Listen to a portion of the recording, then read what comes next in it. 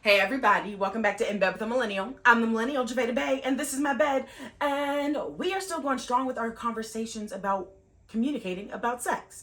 And today I specifically want to talk about why we should be talking more about sex. So let's get into it. For a lot of people, they're like, I don't know, sex is a thing that happens in the bedroom, so like, why do we need to talk about it? Well, because it has a lot of negative aspects within our larger society that like impact us on individual levels that we may not realize. So there are like really 8 good reasons I have why we should talk about sex more. So what are they, Jave?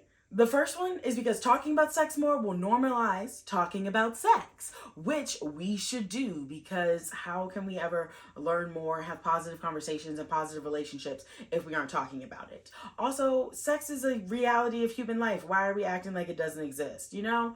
So let's normalize it by talking about it. You talk about sicknesses. We talk about like getting a common cold, getting a flu, getting a flu shot, all that stuff. Why can't we talk about sex? We should also talk about it because that will help to dispel myths and misinformation. The more we talk about it, you run into people that know some other things than you might know, and you can be like, yo, yeah, actually, if you have sex right after you poop, like, bad things can happen. And someone like, that's not true. Bad example, but you know what I mean. Like, the more we talk about things, the more we hear things, and you're like, no, I know for a fact that that is not right because I watched Gervais' YouTube videos and she said this is actually how this happens. So talking about it can help dispel all those myths and misinformation that have people out here thinking that like sex is XYZ type thing and the XYZ is like not XYZ at all. Also, talking about sex more is going to help us find our communities in terms of sex. So especially like in terms of like being someone that is interested or engaged in kink and BDSM, talking about it helps you find like-minded individuals. And not because like you want them to be play partners, but because it just like helps to build community, like, oh, I'm not alone in this like kink or fetish that I have, or I'm not alone in like having this type of dynamic with my partner. Like, it just like helps to show that like we all share so many commonalities when it comes to sex, and you're not like on your own little island, like, and like a weirdo that like should be like shunned or whatever. No, talking about it helps you find other people that are like, oh no, I actually love wearing latex, or no, spanking is my favorite activity, or like, hey, actually, missionary is always and forever going to be my number one position.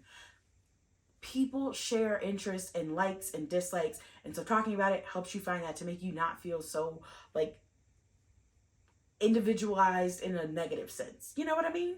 Next up, talking about sex is going to destigmatize so much from STIs, because STIs are normal and just a reality of engaging in sexual activity, and nothing to be like, oh my god about, because they are either curable or treatable if they are long-term STIs. Also, it's going to help destigmatize kink and BDSM, because kink and BDSM is normal. So many people engage in it. It is a safe and fun activity as long as people are educated and consenting and like really understand what they're doing.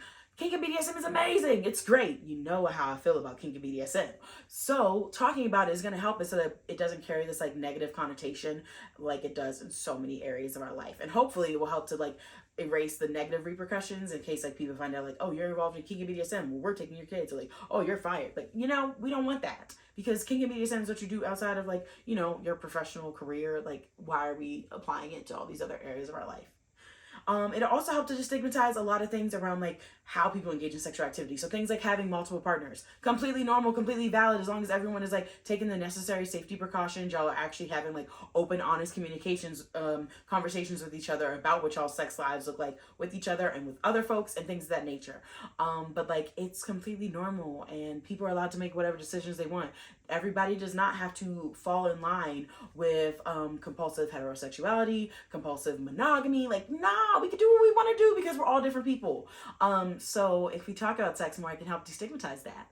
Also, talking about sex is a preventative protective measure because it can help to educate people around grooming and other harmful activities that can put them in risky situations, especially for younger folks or newer folks. So in terms of like children, being educated in terms of sex education, and just talking about sex helps them to recognize like, hey, this like grown-up person that I know was trying to get me to keep this a secret from you, mom, but they wanted me to like get undressed in front of them and do XYZ type thing. Or like, it also like helps adults recognize grooming, so they know like, hey, actually, you neighbor down the street, I don't think my kids need to hang out with you no more. No, no, no. So talking about it has that benefit, but also it has a benefit in terms of like talking about sex in like the kink and BDSM realm. You can better understand like red flags to know like, hey, actually this is a predator within kink and BDSM, not somebody that I want to be engaging in. Or also like recognizing like, oh, this is like an unsafe practice in terms of kink and BDSM and not one that I want to engage in. So yeah, we need to talk about it a lot more for safety reasons as well. Also, talking about sex is going to fight so much of like the internalized stigma and shame that we have because our society has been rooted in puritanical culture for so long that it's like, oh, you do these things, that's bad, and it makes you feel bad, and like you have shame about doing things. No, I don't want anyone to feel shame for like doing what makes them feel good in terms of like sexual activity. So we need to talk about it so that way you know like, hey, masturbating does not make you a bad person. It does not mean that you are going to hell, at least like in like the sense of like big picture. I don't know the best way to explain it, but like it's not this inherently evil thing. So we need to talk about it so that way we can all work through all the stuff that's been thrown on us from like all these big picture like areas of life, so that way we actually have like pleasurable, enjoyable sex lives, and we don't like go down like a downward spiral every time we do something sexual because we're like, oh my goodness, what would Nana say?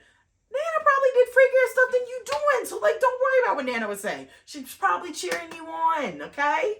Also, like, talking about sex helps to spread education because you also know who's listening to you. So if you are actually like out in the streets talking with your friends like, hey, actually I saw this video that you shouldn't, you know, use an internal and external content at the same time. You never know if that person like walking past you on the street is somebody that does the exact same thing. And so like hearing that is gonna be like, oh wait, I should look into this more. I'm not supposed to be doing this. Like just like by happenstance, talking about it can like offer some important knowledge to somebody they did not know and they were not expecting to know, but like definitely needed to hear. So talk about it. And lastly, which is like one of like the most important things in my personal opinion, talking about sex is gonna close the pleasure gap. Like I 100% wholeheartedly believe this because if we talk about it, one, people recognize the pleasure gap, but also like it shows like, oh, everyone's pleasure is important and we should be like striving for it for everyone, not just like one specific type of person engaging in sexual activity. Also, it means that people will ask the questions like, oh, okay, so like what I don't know. Also, you know, it'll help with that whole thing of like actually learning anatomy because I feel like that is a big part of why the pleasure gap exists also is because people don't know the body. And you know that's true because we've all seen those TikToks of people asking people like, oh, what's this body part? And it's like the clitoris and I don't know. So talk about it so we can close the pleasure gap so everyone can be experiencing sexual pleasure and not just one specific group of people. Yeah. But yeah, moral here, all I want you to walk away with from this video is that you need to talk about sex more, okay? Okay. But yeah, make sure you subscribe to this YouTube channel. Make sure you come back next week because you know I got more content. And definitely make sure you are following me on all the social media platforms because there's even more content and different content on the platforms. So follow me. And definitely make sure you subscribe to my email newsletter because those are the folks that find out all the good stuff first. And don't you want to be in the know before everybody else? Yeah, you do. So go subscribe to it. But yeah, until next time, I'm gonna see you later. Deuces.